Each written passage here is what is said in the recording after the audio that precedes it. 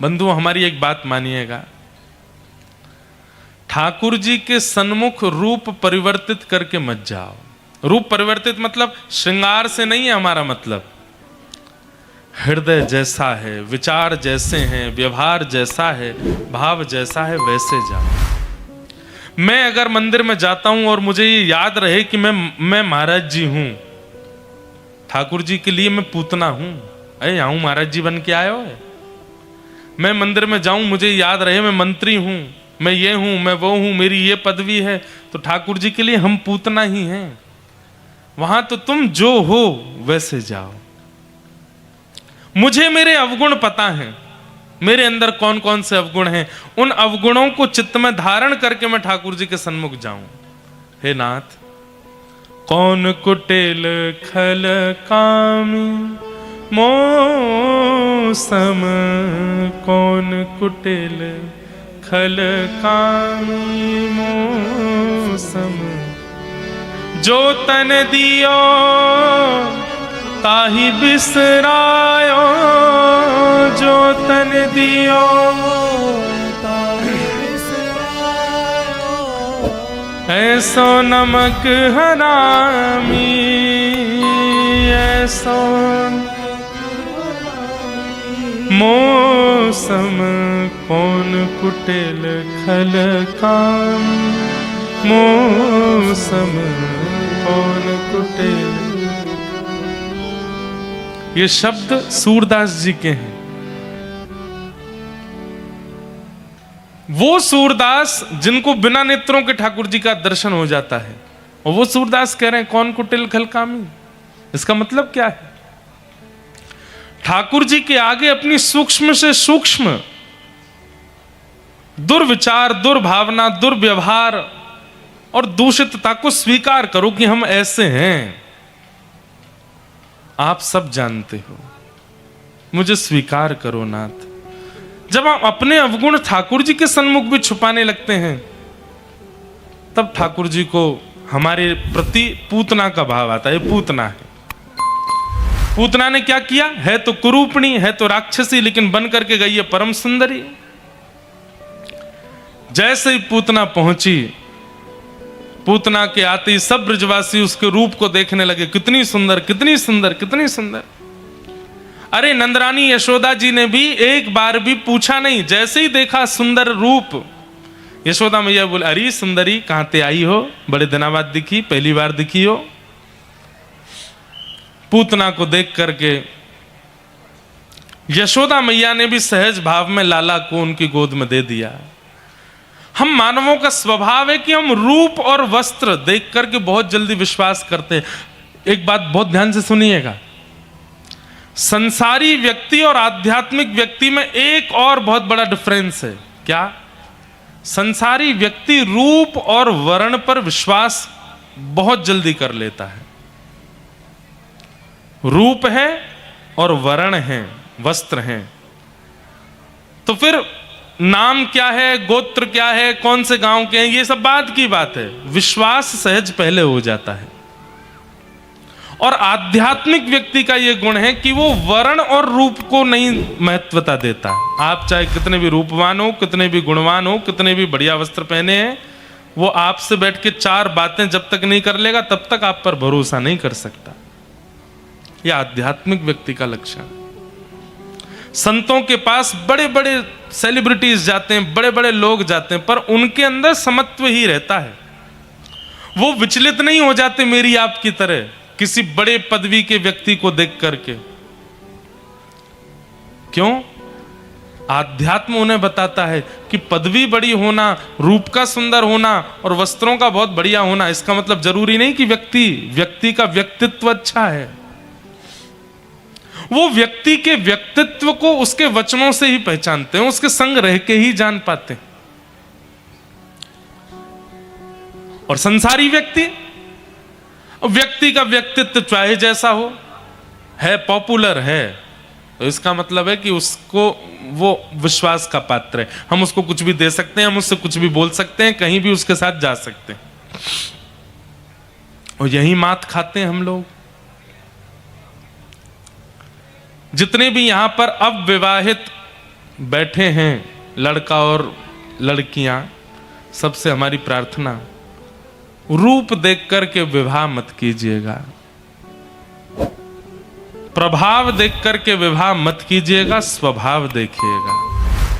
प्रभाव के साथ कुछ दिन जिया जा सकता है, पर स्वभाव के साथ अंतिम श्वास तक रहा जा सकता है। हम प्रभाव देखते हैं, और प्रभाव बहुत लंबे समय तक अच्छा नहीं लगता।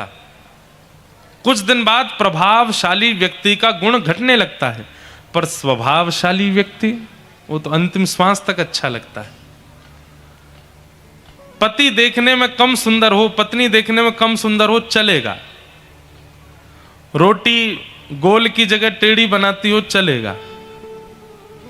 चाय में पत्ती ज्यादा पड़ जाती हो, चलेगा। लेकिन अगर वाणी और स्वभाव इन दो में सरसता है तो बाकी सब चीजों के आगे आंख बंद कर लीजिएगा। अद्भुत है, उसके साथ विवाह कर लीजिए, उसके साथ अपना जीवन आगे बढ़ा सकते हो। वाणी, अच्छा एक और बात है, वाणी अगर बनावटी होगी तो बनावटी चीज बहुत दिन तक रह नहीं पाती है। बनावटी चीज का एक दिन पर्दाफाश होता ही है, पर स्वभाव यदि एक्चुअल होगा ना तो कुछ भी बनावटी नहीं होगा, सब स्वाभाविक होगा। और स्वाभाविक व्यक्ति के साथ में जीवन निर्वहन करना संभव हो सकता है। इसलिए स्वभाव को प्रधानता दीजिए, प्रभाव को नहीं। पूतना अपना प्रभाव बिखेरती हुई आई, इतनी सुंदर बन के आई, ऐसे कपड़े पहन के आई, ऐसी महकती हुई आई, सब उसी को देखने लगे। लेकिन दुर्भाग्य पूतना का, जैसे ही ठाकुर जी उसकी गोद में गए हैं, पूरा विश्व पूतना को देख रहा था, लेकिन ठाकुर जी ने अपनी दोनों भुजा अपनी आंख पर रख ली। ठाकुर जी ने नहीं देखा। भैया सबके प्रिय बनो, इसमें आपकी श्रेष्ठता नहीं। सबको छोड़ केवल हरि के प्रिय बन जाओ, इसमें आपकी श्रेष्ठता है। मीराबाई सबकी प्रिय नहीं थी। मीराबाई का जब विवाह हो गया और विवाह के कुछ दिन बाद जब उनके जिनसे ब्याह हुआ उन्हीं की मृत्यु हो गई, तो ससुराल के लोगों को इतना खलने लगी मीराबाई, जब से आई है हमारे बेटे को ले गई, हमारा परिवार बिखर गया, ये हो गया। विष देने का प्रयास किया, मारने का प्रयास किया, पीछे शेर छोड़ दिया। किसी को भाती नहीं थी मीराबाई। लेकिन मीराबाई का एक भाव है, रूठे चाहे राजा वासे कछु ना काजा, एक तू ही महाराजा और कौन पास जाएंगे। रूठे चाहे भाई वासे कछु ना भलाई, एक तू ही है सहाई और कौन को सराहेंगे। रूठे चाहे शत्रु और मित्र आठों याम, एक तेरे चरणन के नेह को निभाएंगे। जग सारा झूठा एक तू ही है अनूठा, रूठ जाए चाहे सारा जग पर तू ना रूठा चाहिए। आपसे भैया रूठ गए, मैया रूठ गई, पिताजी रूठ गए, पति रूठ गए, बच्चे रूठ गए, पत्नी रूठ गई, सबका रूठना मनाना चलता रहेगा। लेकिन किसी दिन ठाकुर जी रूठ गए तो, ठाकुर जी अगर रूठ गए तो फिर कौन बचाएगा आपको।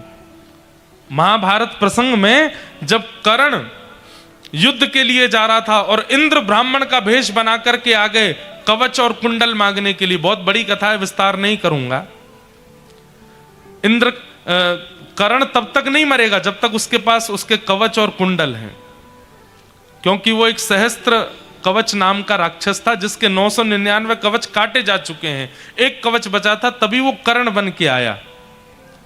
अब जब तक उसके कवच कुंडल नहीं जाएंगे तब तक उसको नहीं मारा जा सकता। तब इंद्र ब्राह्मण का रूप बना करके आए और बीच युद्ध मैदान में कहने लगे भिक्षाम देही। तो कर्ण के सारथी ने कहा महाराज यहां भिक्षा मत दीजिएगा, मना कर दीजिए। अरे युद्ध भूमि है, कह दीजिए दान चाहिए तो युद्ध के बाद मिलना। कर्ण बोले मेरा स्वभाव है, मैं दानवीर हूं, मुझसे जब जहां जो दान मांगेगा मैं देता हूं। महाराज आप अगर कवच कुंडल दे देंगे तो आप जानते हैं ना मृत्यु निश्चित हो जाएगी आपकी। तो कर्ण अपने सारथी के कंधे पे हाथ रखते हैं और कहते हैं तुम जानते हो मेरे शत्रु पक्ष में कौन खड़ा है? हां, अर्जुन खड़ा है, युधिष्ठिर खड़ा है, भीम खड़ा है, नकुल सहदेव खड़े हैं? नहीं, अर्जुन के सारथी भगवान खड़े हैं। जब भगवान ही रूठ गए हैं तो कवच कुंडल मुझे कहां तक बचाएंगे? कोई नहीं बचा सकता। मैं कितना भी बड़ा दानवीर बन जाऊं, कितना भी बड़ा पराक्रमी बन जाऊं, भले ही कौरवों की सेना में भीष्म पितामह आ जाएं, भले ही महाभारत में लिखा है भीष्म पितामह कौन है? बोले तिमिंगिल मछली। तिमिंगिल मछली का मतलब पता है? एक तिमिंग नाम का पक्षी होता था किसी जमाने में। वो पक्षी अपने दोनों पंजों में हाथियों को लेकर उड़ जाता है आकाश में, तिमिंग पक्षी। और जब वो पक्षी दो हाथियों को पंजे में लेकर के आकाश में उड़ता है और समुद्र के ऊपर जाता है तो एक मछली मुंह खोल करके दो हाथी और पक्षी को तुरंत निगल जाती है, उसको तिमिंगिल मछली कहते हैं। भीष्म पितामह, कृपाचार्य, द्रोणाचार्य, इन सबको तिमिंगिल मछली कहा गया है महाभारत में। इनसे जीतना असंभव है। आज कर्ण कह रहे हैं भले ही कौरवों के पास में बड़ी बड़ी तिमिंगिल मछलियां हैं लेकिन फिर भी ये युद्ध हार जाएंगे। क्यों? क्योंकि रूठा बैठा हुआ परमात्मा है। परमात्मा रूठा है, हम महाभारत नहीं जीत पाएंगे। आप कौरवों की सेना को सामान्य मत समझिएगा। महाभारत तो सुनानी पड़ेगी हमको एक बार आपको बढ़िया से, तब आनंद आवेगा कि क्या है महाभारत, आपको पता चले। आपने आज तक सीरियलों में ही देखी है, आज तक आपने टीवी पे ही देखी है, मूल महाभारत तो पता ही नहीं है लोगों को कैसी है महाभारत। कर्ण कहता है हमारा जीतना असंभव है। क्यों? क्योंकि रूठे हुए पांडव नहीं, रूठा हुआ परमात्मा है। ठाकुर जी रूठ गए तो कहां जाएंगे हम? इसलिए भैया कोई रूठे कोई माने चिंता मत करो, बस ठाकुर जी नहीं रूठने चाहिए।